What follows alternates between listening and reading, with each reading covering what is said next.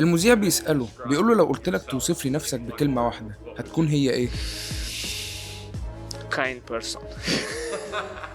الشخص اللطيف اللي قدامك ده في الحلبة بيتحول لوحش حقيقي عامل دكتوراه في فن الضربة القاضية، 21 قتال 20 منهم فوز بالضربة القاضية. طب ازاي بيعمل كده؟ وايه هي استراتيجياته وطريقة لعبه في الحلبة؟ هو ده اللي هنعرفه النهاردة من تحليل الجانب الفني لأرتور بيتربيف. اليوم الجزء الرابع، أرتور بيتربيف تحت الميكروسكوب مع كوتش مهان. وكالعادة هنبدأ من وقفة البوكس. بيتربيف وقفته تقليدية جدا وما فيهاش أي حوارات أو تعقيدات، ولكن عنده حاجة خطيرة وهي اللي بتميزه فعلا عن أي حد، وهي قدرته على التغيير ما بين الأشول والأيمن في لحظة وسريعة جدا مع ثبات عالي جدا جدا. هنا بدأ الهجمة بالوضعية الأرثوذكس العادية جدا، هوب في ثانية بقى ساوث بو في ثانية. على الرغم من إنه وقفته العادية هي الأرثوذكس إلا إنه في ثانية بيبدل الوضعية المعاكسة عشان يخلق زوايا جديدة وفرص ما يتوقعهاش الخصم أبدا. والميزة دي بتخليه إن هو يكون سريع جدا في تغيير الزاوية بتاعته، وإنه ما يضيعش وقت في إنه يلف كامل جسمه علشان يواجه الخصم مرة تانية. حتى لو حاول الخصم إنه يهرب ويغير زاويته بيقدر بيتربيف ببساطة إنه يقاتل من وضعية تانية وبرضه هيفضل ماسكه. الهروب من بيتربيف صعب جدا خصوصا في وجود المهارة دي. ودلوقتي تعال نبص بس على أفضل مهارات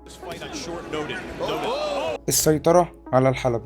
كون ان بيتر بيف راجل ضريب مخيف دايما بيكون هو اللي سايق الماتش وهو اللي بيدفع خصومه للخلف، وده بيسمح له بالسيطرة الكاملة على مجريات المباراة. وفي الحالات النادرة اللي بيكون أرتور بيتر بيف هو اللي بيرجع فيها لورا بيكون أهم حاجة عنده هو قلب الترابيزة وإنه يقلب مجريات المباراة ويبقى هو اللي مسيطر من أول وجديد. ومن أكتر المهارات غشم عند بيتر بيف هي الجاب الاندفاعية بتاعته، واللي بيفاجئ الخصوم بيها فعلا لأنها بتكون جاية من مسافة بعيدة جدا، ولكن دايما بتلاقيه مندفع بعديها علشان يكسر المسافة. وقبل ما الخصم يلاحظ أي حاجة فجأة بيلاقي نفسه بيتضرب مباشر في وشه، وبيعمل كده باستخدام رجله الخلفية هي اللي بتديله الدفعة القوية دي، فبيقفز نحو الخصم مباشرة. فهو بيستخدم اندفاعه ده في لكمات كتير، ممكن يضرب يمين مستقيمة، ممكن يضرب الجاز الهوك، وممكن يعمل ميكس ما بينهم. فهو دبابة بشرية ماشية على الأرض، قطر ما بيرحمش، شغال ماشي لقدام ما بيقفش. الله اكبر عليك يا شيخنا. فحتى لو لكماته او ضرباته دي ما جاتش فهي برضه ما زالت فعالة جدا لانها بتجبر الخصم على الرجوع لورا. ها نكمل ونتوكل على الله في الجزء الخامس.